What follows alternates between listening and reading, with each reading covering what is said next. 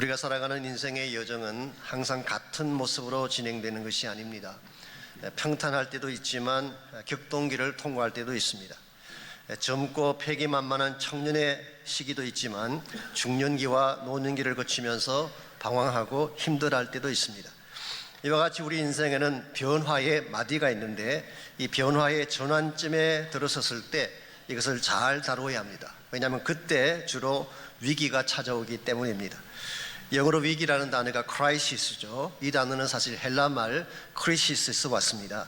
이 크리시스라는 단어는 이 분기점, 분수령이라고 번역할 수 있는 단어, dividing point.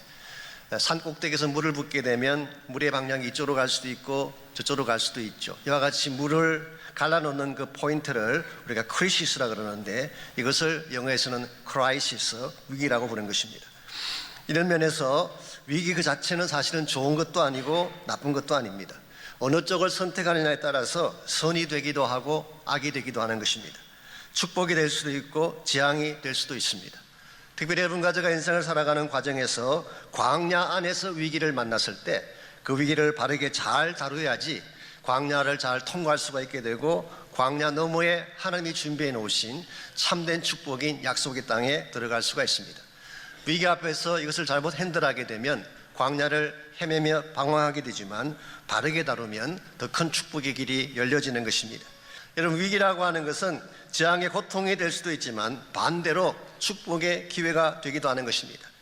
광야에서 우리가 어떤 선택을 하느냐에 따라서 이 광야의 위기가 우리를 넘어뜨리는 스탬블링 블락이 될 수도 있지만 반대로 한 단계 올라서는 스태핑 스톤이 될 수 있다는 사실, 이런 면에서 누구나 다 광야를 통과해야 되는데 광야 가운데 위기를 만났을 때 이것을 바르게 핸들할 수만 있다면 오히려 이 위기는 축복의 기회가 되는 것입니다. 말씀드린 것처럼 가나안 땅에 들어가려면 필수로 통과해야 되는 것이 광야입니다. 광야를 그치지 아니하고 약속의 땅으로 가는 것은 불가능합니다. 오늘 여러분과 저의 인생 가운데도 하나님의 약속까지 나아가려면 반드시 광야를 지나가야 되는데 이 광야 한가운데서 찾아오는 위기를 어떻게 핸들할 것인가, 이것을 어떻게 핸들하면 우리의 삶이 더 복되고 아름다워질 수 있을지 오늘 주신 이 본문을 가지고 그것을 함께 나눠보려고 합니다. 오늘 같이 읽은 본문은 영적 혼란과 위기 속에 있는 고린도 성도들을 향한 권면의 말씀입니다. 지금까지 소개해드린 것처럼 고린도 교회는 그 당시 가장 음란하고 우상 숭배가 팽배했던 도시에 세워진 교회죠. 그러다 보니까 자연스럽게 영적 정체성 위기가 찾아오고 또 세상의 음란한 문화가 교회 속에 들어오게 됐습니다. 이와 같이 영적으로 혼란하고 위기 가운데 처한 그 성도들을 향해서 오늘 본문에서 사도 바울은 이스라엘 백성의 일대기를 통하여서 그들의 삶에 경고하면서 구면의 말씀을 적고 있습니다. 어느 민족이나 국가도 라이프 사이클이 있습니다. 처음 태동기가 있는가 하면은 청년기가 있고 중장년기를 거쳐서 노년기로 가는 이 라이프 사이클이 있는데 이스라엘의 케이스도 마찬가지라고 할 수 있습니다. 오늘 본문에 보시게 되면 바울은 이스라엘 민족이 어떻게 태동되어지고 어떻게 성장했다가 나중에 어떤 모양으로 흩어지게 되는지를 오늘 본문을 통해서 소개를 하고 있습니다. 먼저 1절과 2절을 보시면은 이스라엘 민족의 태동기가 다음과 같이 소개가 되어 있습니다.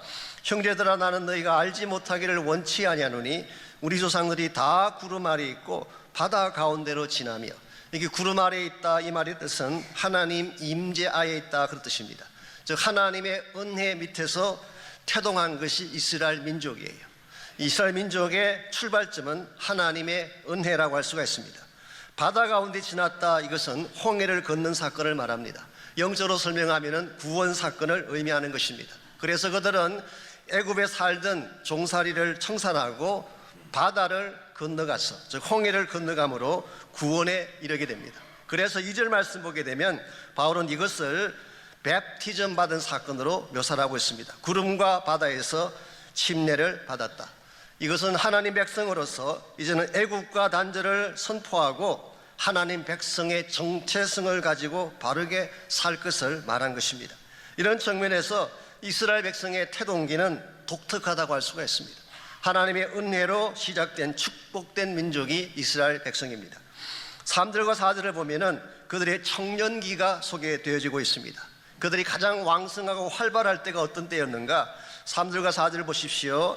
다 같은 신령한 음식을 먹으며, 이건 어떤 것을 의미할까요? 이스라엘 백성의 광야 가운데 있을 때에 하나님께서 만나라고 하는 특별한 음식을 내려주었어요. 어떤 성경 주석가는 메추라기도 포함되지 않았을까 그렇게 설명합니다마는 어쨌든 하나님이 주신 특별한 양식을 그들은 공급받고 먹었습니다. 4절 말씀, 다 같은 신령한 음료를 마셨으니 이는 그들을 따르는 신령한 반석으로부터 마셨다고 설명합니다. 여기 보게 되면은 그들이 마신 신령한 음료, 이것은 모세가 무리바에 갔을 때에 반석을 치자 거기서 생수가 터져 나왔죠. 이 생수를 모든 이스라엘 민족이 다 마시고 육축과 가축들이 다 마시고 새 힘을 얻었다고 설명을 했습니다. 여기서 한 가지만 설명하고 지나가야 될 대목이 있는데요. 그들을 따르는 신령한 반석, 이게 무슨 뜻일까? 이건 직역하게 되면 그들과 동행하는 반석, 그렇게 번역할 수 있습니다. 혹은 그들과 여정을 함께 가는 반석, 그런 뜻이에요. 이게 무슨 의미로 기록된 말씀일까? 어떤 성경 주석가는 이렇게 설명합니다. 실제로 이스라엘 백성이 광야를 통과하는 동안에 14피트 높이의 바위가 이스라엘이 광야를 여행하는 동안 늘 따라다니면서 물을 뿜어내었다, 그렇게 설명하는 주석가가 있어요. 그분들이 그렇게 설명하는 이유는 외경이나 랍비들이 쓴 글에 보면 이 내용이 나오기 때문에. 근데 과연 그랬을까요? 이스라엘에 가는 곳마다 실제로 바위가 쭉 따라다니면서 계속 물을 뿜어내는 이런 일이 있었을까요? Maybe, 그러나 제 생각에는 아닌 것 같습니다. 만약 그게 사실이라면 왜 그 기록이 구약 성경 어디도 나오지 않겠어요? 어딘가 나와야 되는데 아무 곳에도 그런 기록이 없는 것을 보면 아마도 창조적 상상력이 아닌가 그렇게 생각합니다. 그 해석보다는 오히려 이 반석의 궁극적인 성취가 예수 그리스도이기 때문에 예수 그리스도의 동행을 강조한 것으로 보는 것이 더 옳습니다. 실제로 요한복음 7장 38절에 보면 예수님께서 이렇게 말씀하셨습니다. 나를 믿는 자는 성경의 이름과 같이 그 배에서 생수의 강이 흘러나오리라. 나를 믿는 자는 배에서 생수의 강이 흘러나오게 된다. 그리고 그 다음 절에서 이것은 장차 믿는 자가 받게 될 성령이다, 그렇게 설명해 주셨어요. 그러므로 오늘 본문과 연결시켜 보게 되면 예수 그리스도라는 반석에서 터져나오는 생수는 실제로는 우리 영혼을 살게 하고 우리 심령을 변화시키는 성령의 생수를 뜻한다고 할 수 있습니다. 정리하게 되면 이스라엘 민족의 청년기는 굉장히 에너제틱했어요. 활기가 넘쳐났었어요. 마음껏 하나님이 주시는 만나를 먹고 생수로 체험받고 풍성한 가운데 성성장구에서 전진해 간 것이 이스라엘 민족의 청년기라고 할 수가 있습니다. 그랬는데 5절 말씀 보시면 여기에서 문제가 생깁니다. 5절 말씀, 그러나 그들의 다수를 하나님이 기뻐하지 아니하셨으므로 그들이 광야에서 멸망을 받았느니라. 여기 광야에서라는 표현이 나옵니다. 이것은 in the wilderness. 좀 더 풀어 설명하자면 광야 한복판에서 그런 뜻이에요. In the middle of wilderness. 광야 한가운데서 문제가 생긴 것입니다. 여러분, 광야라고 하는 곳은 척박한 땅입니다. 생각보다 힘들고 어려운 돌짝길, rocky road가 광야의 길입니다.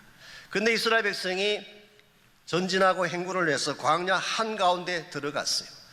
광야 한복판에서 앞을 쳐다보니까 아직 가야 될 길이 멀리 남아 있습니다. 그렇다고 해서 되돌아가려고 뒤를 돌아보니까 되돌아가기에는 너무 많은 길을 들어와 버렸어요. 그래서 앞을 향해 갈 수도 없고 되돌아갈 수도 없는 광야의 한복판, 이게 in the middle of a wilderness, 여기서 시험에 빠진 것입니다. 이것을 우리는 광야의 위기라 그렇게 부를 수도 있고, 혹은 인생의 일대기를 가지고 표현한다면은 midlife crisis, 중년의 위기다 그렇게 표현할 수도 있습니다. 제가 중년이라는 단어를 쓰니까 흔히 40대나 50대를 말한다 생각할지 모르지만 실제로는 중년의 범위가 굉장히 넓습니다. 이 미국에서 발간되는 Psychology Today라는 잡지가 있는데요, Psychology Today에 보게 되면 그 사람들은 중년의 나이를 40부터 65세까지 잡았어요. 그래서 우리 인생의 한가운데, 그래서 Central Period of a Person's Life, 이것을 그들은 중년이라고 불렀어요. 한 사람 생애의 한가운데 기간. 더구나 요즘은 아시는 대로 기대 수명이 굉장히 길어졌잖아요. 2017년에 나온 통계 자료를 봤더니 한국 경우에 남자의 기대 수명이 79.7세, 거의 80세예요. 여자분들은 85.7세입니다. 그래서 요즘은 60대도 젊다고 말을 합니다. 실제로 어느 교회 나이 드신 권사님이 많은 교회인데 그 교회에서는 60대를 새댁이라고 부른대요. 젊은 세대 그렇게 부른대요.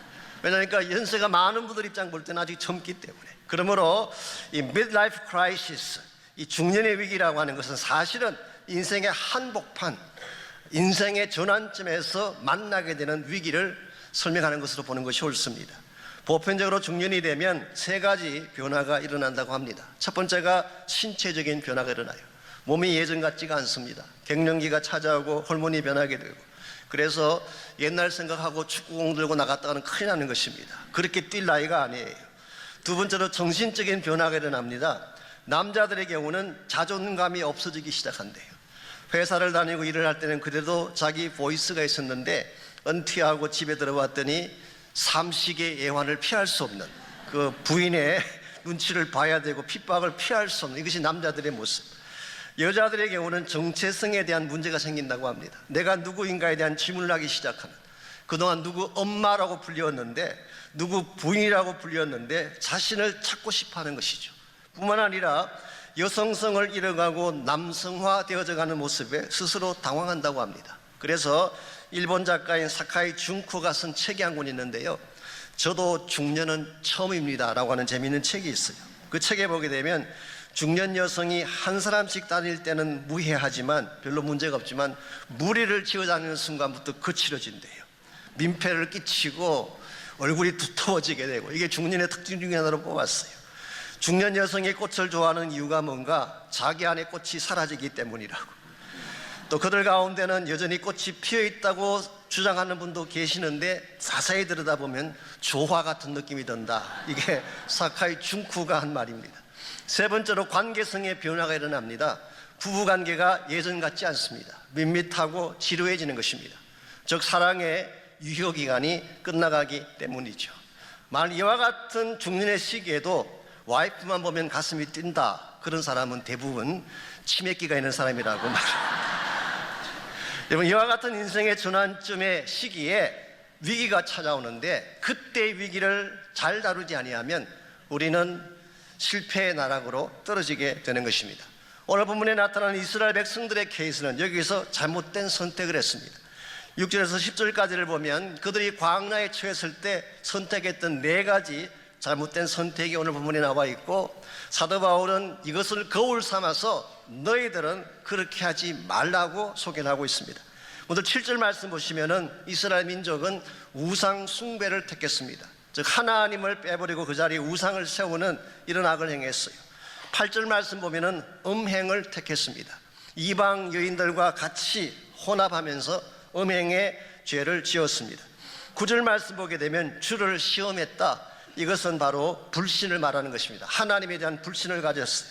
그리고 네 번째로 10절 말씀 보면은 원망했다고 했습니다. 하나님에 대해서 불평하고 원망한 것입니다. 이와 같이 우상을 택하고 음행을 택하고 불신을 택하고 원망을 택한 결과 5절 마지막 부분에 어떤 결론이 나와 있나요? 광야에서 멸망을 받았다고 기록하고 있습니다. 이게 멸망받았다는 이 말의 뜻은 사실은 흩어졌다는 뜻이에요. scattered, 혹은 어떤 영어 번역에서는 뒤집혀졌다, overthrown 되어졌다, 그렇게 번역을 했습니다. 즉 축복의 여정이 아픔과 고통의 여정으로 바꾸어지게 된 것이죠. 실제로 여러분이 구약 성경 읽어보게 되면 이스라엘 민족은 40여 년 동안 광야에서 헤매이다가 두 사람만 제외하고 다 광야에서 흩어져서 세상을 떠나고 말고 여호수아와 갈렙만 가나안 땅에 들어간 사실을 기록하고 있습니다. 이것을 소개한 사도 바울은 우리는 그렇게 살지 말자, 이것이 오늘 본문의 핵심 내용이라고 할 수가 있습니다. 오늘 여러분 가족의 삶 가운데도 광야의 위기는 반드시 찾아옵니다. 갈 길은 멀고 돌아가기에는 너무 많이 와버린 광야의 한복판에서 겪게 되는 아픔과 시련의 시간들, 전 여러분에게도 있고 저희들에게도 있다고 저는 생각합니다.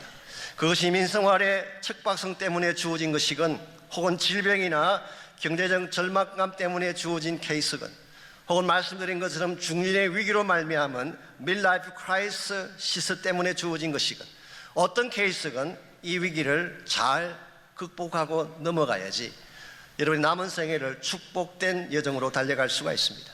어떻게 하면 우리에게 주어지는 이 위기를 넘어서 참된 축복의 행진을 진행할 수 있을까요? 거기에 대한 해답이 오늘 같이 읽은 본문 13절에 기록이 되어 있습니다. 그래서 오늘 본문 13절은 같이 한번 읽으면 좋겠습니다. 다 같이 한 목소리로 우리 13절 말씀 함께 읽겠습니다. 시작. 사람이 감당할 시험 밖에는 너희가 당한 것이 없나니 오직 하나님은 이쁘사 너희가 감당하지 못할 시험 당함을 허락하지 아니하시고 시험 당할 즈음에 또한 피할 길을 내사 너희로 능히 감당하게 하시는. 여기 보게 되면 광야의 위기를 넘어서는 세 가지 비결이 기록되어 있습니다. 첫 번째로 광야의 위기를 넘어서려면 위기의 성격을 파악해야 됩니다. 이 위기의 네이처가 무엇인가 이걸 바로 파악하셔야지 이 위기를 극복해낼 수가 있습니다. 13절에 뭐라고 기록했나요? 사람이 감당할 시험 밖에는 너에게 당한 것이 없다고 했어요. 이 말은 무슨 뜻일까요? 우리가 당하는 시험이 아무리 크게 보여도 사실은 감당할 수 있기 때문에 주어진 것이라 그런 뜻이에요. 왜냐하면 하나님께서는 시험을 주실 때 감당치 못할 시험은 허락지 않는다고 말씀하셨어요. 그러므로 여러분과 저의 삶 가운데 찾아온 위기가 아무리 크고 어려워 보여도 이 위기는 여러분이 정말 감당하려고 마음먹으면 이길 수 있는 것입니다. 그러므로 위기 앞에 지레겁을 먹고 포기하는 것은 굉장히 어리석은 태도예요. 시도해 보지도 않고 주저앉는 것은 잘못된 태도입니다. 정말 하나님 안에서 내가 반드시 해야 되겠다 생각하면 감당할 수 있는 것이 위기다. 오늘 성경 그렇게 밝히고 있습니다. 매일 오늘 이 말씀은 사도 바울이 이스라엘 백성의 가데스 바네아 사건을 염두에 두고 이 말씀을 기록했을 가능성이 있습니다. 이 가데스 바네아라는 지역은 바란 광야에 있는 지역인데요. 아시는 대로 이스라엘 민족의 이 방향을 바꾸었던 터닝 포인트가 되었던 지점이 가데스 바네아였습니다. 여기서 무슨 일이 벌어졌나요? 모세가 가나안 땅에 들어가기 전에 이 가데스 바네아에서 12명의 정탐꾼을 가나안 땅에 보냈어요. 그래서 가나안 땅을 한번 살펴보고 와라 보냈더니 10명은 돌아와서 보고하기를 가나안 족속은 키가 장대하고 성읍은 강하기 때문에 우리는 그들을 이길 수 없습니다. 그들과 비교했더니 우리는 메뚜기와 같습니다. 그래서 그들의 제안은 시도해보기도 전에 돌아가자, 포기하자. 이것이 10명의 정탐꾼이 내었던 보고서였습니다. 이와 같은 그들의 보고서에 반해서 여호수아와 갈렙 두 사람은 이렇게 말을 합니다. 오케이, 가나안 족속이 큰 것도 사실이고 그들의 성읍이 강한 것도 사실이다. 그러나 만일 여호와께서 우리와 함께 하신다면 이길 수 있다. 그러므로 가자. 이것이 여호수아와 갈렙이 기록한 보고서의 내용입니다. 여러분, 여기서 굉장히 중요한 사실을 발견할 수 있습니다. 둘 다 똑같은 것을 보고 왔어요. 그리고 두 그룹 다 가나안 땅에 대해서는 같은 내용을 보고했습니다. 그들이 장대하고 성읍이 스트롱하다는 것을 둘 다 인정했어요. 그런데 10명의 정탐꾼과 2명의 정탐꾼의 차이점이 뭔가요? 그 10사람의 정탐꾼은 그들이 보았던 가시적인 현장만 보고 온 것입니다. 그런데 여호수아와 갈렙은 그 현장 속에 계시는 하나님을 본 거예요. 이게 얼마나 중요한 포인트인지 모릅니다.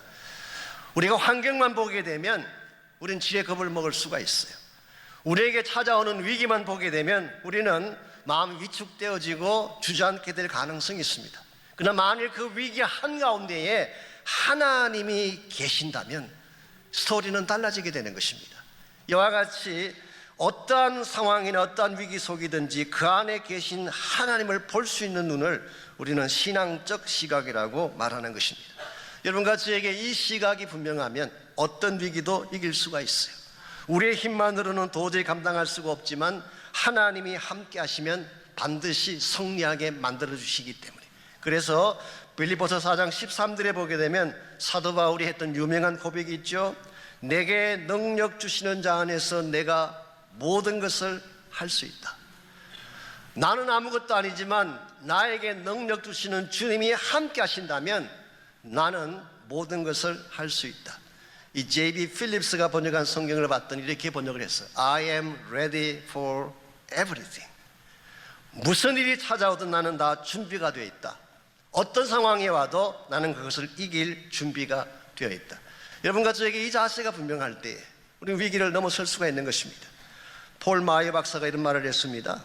실패한 사람의 90%는 실제로 패배한 것이 아니라 단지 단념한 것뿐이다. 포기했기 때문에 실패한 것입니다. 정말 내가 이기려고 마음먹고 포기하지 아니하고 끝까지 발을 내딛게 된다면 하나님이 반드시 길도 열어주시고 해답도 주시는 것입니다. 실제로 제가 금요 저녁 때 소개드렸던 예화이긴 한데요, 미국의 정치가 중에 한때 세상에서 가장 불행한 사람으로 불렸던 인물이 하나 있습니다. 여러분 모두가 잘 아는 분이에요. 그분의 어머니는 사생아였어요. 그분이 4살 때 동생의 죽음을 보았습니다. 9살 되었을 때 어머니가 세상을 떠났어요. 18살 되었을 때 사랑하는 여동생을 잃었습니다. 결혼을 했는데 그의 아내는 거의 정신 이상자였어요. 그의 2 아들이 있었는데 2 아들 다 자신의 품에서 세상을 떠났습니다. 이분이 정치에 입문을 했지만 선거에 나갈 때마다 낙선했어요. 한마디로 요약하면 가장 불행한 여건 속에서 가장 많은 아픔을 겪은 인생의 실패자라고 부를 수가 있습니다. 그럼에도 불구하고 이분은 불행한 상황에 절대로 자신을 포기시키지 아니하고 끝까지 되어들었어요. 영어로 표현하면 He refused to be miserable. 비참한 것을 거부했어요. 나에게 주어진 상황이 아무리 힘들어도 내가 비참해지는 것을 accept할 수가 없다. Refused to be miserable. 이와 같은 단호한 믿음과 자세를 가졌기 때문에 마침내 이분은 불행한 인생의 국민을 뒤엎고 미국의 대통령이 됐어요. 그분의 이름이 에이브라함 링컨입니다. 오늘 여러분과 저의 삶도 마찬가지입니다. 우리에게 주어진 위기가 굉장히 크게 보이지만 하나님의 시각에서 다시 보게 되면 여러분은 이길 수 있어, 감당할 수가 있는 것입니다. 그러므로 오늘 여러분의 가정에 찾아온 위기든지 삶의 현장에 주어진 위기든지 이 위기는 내가 감당할 수 없다고 포기하지 아니하고 믿음 안에서 전진해 나가시면 반드시 하나님이 길도 주시고 답도 주실 것입니다. 이와 같이 위기를 넘어서려면 위기의 네이처도 알아야 되지만 2번째로 위기를 넘어서려면 하나님의 신실하심을 신뢰해야 됩니다. 위기 가운데 행하신 하나님이 어떤 분인가 이걸 정확하게 알아야지 위기를 이겨낼 수가 있다는 것입니다. 13절을 다시 보십시오. 이 모든 상황 속에서 일하시는 하나님을 오늘 본문은 어떻게 묘사하고 있나요? 오직 하나님은 미쁘시다. 영어 성경 보시면 God is faithful. 하나님은 신실하시다, 그렇게 번역을 했어요. 변함이 없다는 뜻입니다. 하나님은 항상 거기 계신다, 그런 뜻이에요. 보편적으로 위기가 찾아오면요, 사람들은 변질합니다. 평소에는 나에게 참 나이스하고 좋아 보였지만 내가 위기 가운데 처하게 되면 이익 따라 변하기도 하고 자기 입장이나 계산 따라서 변질되기도 하는 것이 인간이에요. 우리는 여기에서 많은 상처를 받죠. 네가 그럴 수 있니? 너마저 나에게 등을 돌리다니. 인간의 변질 앞에 우리는 상처받고 힘들어할 때가 참 많은데요, 다시 말씀드리지만 인간은 그럴 수 있어요. 그런 존재인 것입니다. 그러나 오늘 본문에 의하면 하나님은 그렇지 않습니다. 한 번 하신 약속은 끝까지 지키시는 하나님, 한 번 붙드신 손은 무슨 일이 있더라도 놓지 아니하시는 하나님, 한 번 사랑을 시작하셨으면 끝까지 사랑하심으로 열매를 맺으시는 하나님, 이거는 성경이 말하고 있는 미쁘신 하나님, faithful 하신 하나님이에요. 사실 이것이 이스라엘 백성이 그렇게 하나님을 불순종하고 배신했음에도 불구하고 이스라엘을 버리지 아니한 이유였어요. 그리고 바로 이것이 오늘 여러분과 제가 가장 누추하고 죄악 가운데 처했음에도 불구하고 구원받을 수 있었던 이유이기도 합니다. 하나님은 우리의 모습에 상관하지 아니하고 한 번 시작하셨으면 끝까지 함께 가시는 하나님. 그러므로 여러분 위기가 찾아왔을 때에 사람 따라다니게 되면 여러분은 실패하게 돼 있어요. 정치 따라 이쪽 저쪽을 기웃거리면 안 되는 것입니다. 무슨 일이 있더라도 변치 아니하시는 신실하신 하나님을 믿고 그분께로 나가시게 되면 그분이 여러분에게 꼭 필요한 위로도 주시고 여러분에게 필요한 능력도 주시고 힘도 부어주셔서 마침내 여러분으로 하여금 승리하게 만드는 것입니다. 우리 인생은 사실 누구도 앞날을 예측할 수가 없습니다. 5분 후에, 1시간 후에, 하루 뒤에 어떤 일이 벌어질지 아무도 예측할 수가 없어요. 내가 내 인생을 책임진다 말하는 분이 가끔 계시지만 불가능합니다.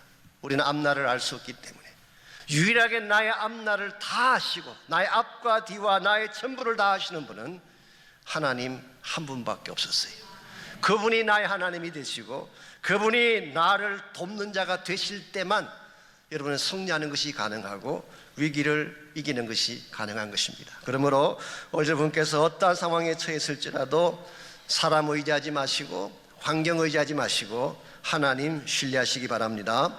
마지막 세 번째로 우리가 위기를 넘어서려면 바른 출구를 선택해야 됩니다. 즉 하나님께서 준비하신 바른 피할 길을 택해야지 여러분의 삶이 위기를 넘어서게 되는 것입니다.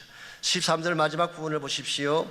시험 다할 즈음에 또한 피할 길을 내사 너희로 능히 감당하게 하시느니라.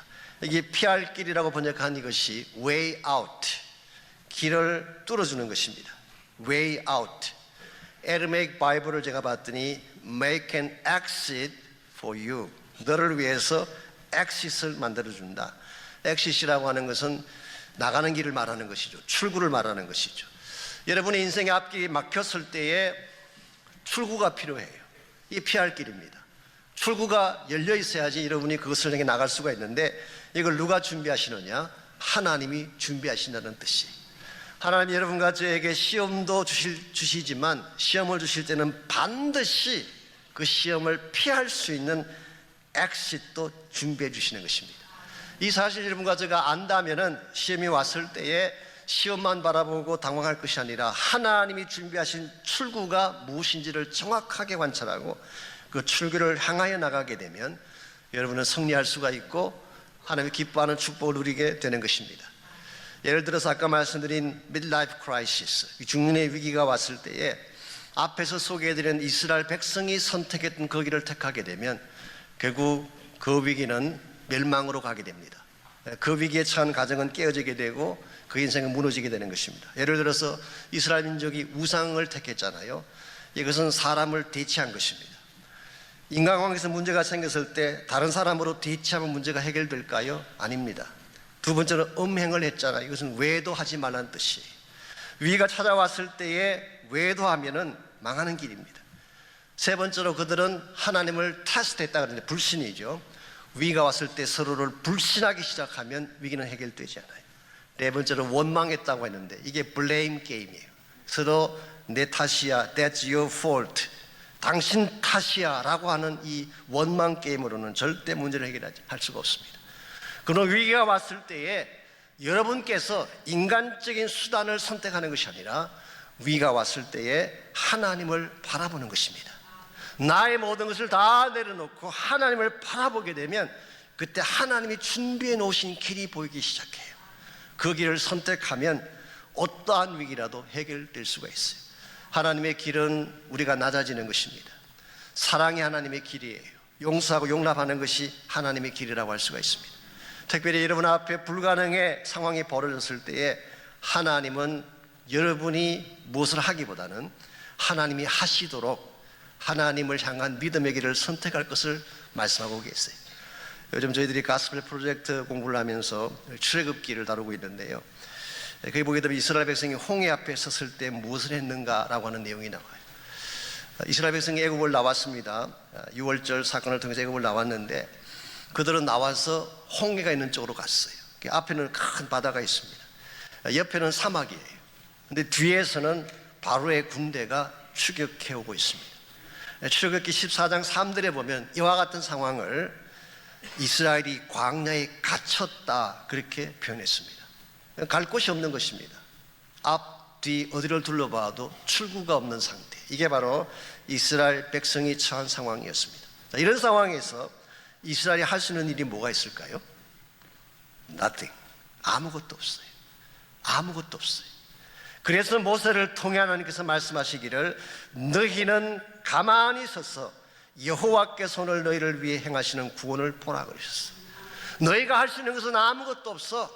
너희들은 가만히 서서 하나님이 어떻게 일을 핸들하시느냐를 보라. 그렇게 선포한 후에 바다를 향해 손을 내밀어 기도하는 순간 홍해가 갈라졌어요. 이 갈라진 홍해는 기가 막힌 하나님의 피할 길이에요. 이 갈라진 물이 이스라엘 백성에게는 구원의 출구가 되었지만 동시에 이 물은 애굽 사람들에게는 심판의 도구가 되었어요. 그래서 같은 바다를 가르셔서 이스라엘 민족은 구원의 엑싯을 삼게 하시고 뒤따라오던 바로의 군대는 수장되어 죽게 하신 하나님의 길, 이건 정말 기가 막힌 하나님의 길이 아닐 수가 없습니다. 오늘 하나님 여러분과 제 삶에도 이와 같이 역사하십니다. 우리의 상상을 넘어서서 하나님이 아니면 하실 수 없는 이런 길들을 예비하시고 여러분을 위기 가운데서 벗어나게 하시고 위기를 넘어서게 하시는 것입니다. 하나님은 우리 인생 가운데도 광야 같은 여러분과 저의 삶 가운데도 여전히 함께 하시고 우리 삶의 주권자가 되셔서 오늘도 여러분을 이끌고 계십니다. 광야를 만일 우리 혼자 힘으로 달려가기를 작정한다면 이건 무모한 것이고 불가능한 것입니다. 그러나 만일 이 광야 가운데에 주님이 계신다면 스토리는 달라지는 것입니다. 산부 예배 때 부를 찬양이긴 합니다만 주가 거기 계심으로라는 찬양이 있죠. 그 찬양을 쓰신 분이 김도훈 형제라는 분입니다.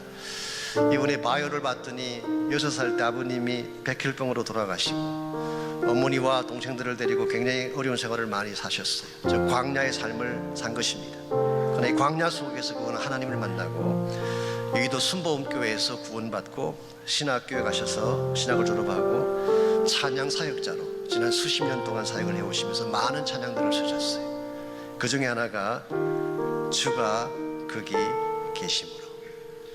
주님, 내가 광야 가운데 나아가 설 수 있는 것은 바로 그곳에 내 주 예수님께서 계시기 때문입니다. 때론 목이 마르고 눈물 흘려 내릴 때에도 주의 약속이 나여 두 손을 들고 주의 영광 선포하리. 나의 호흡이 광야에서 멈춘다 해도 주가 거기 계심으로 마지막 호흡도 예배하리.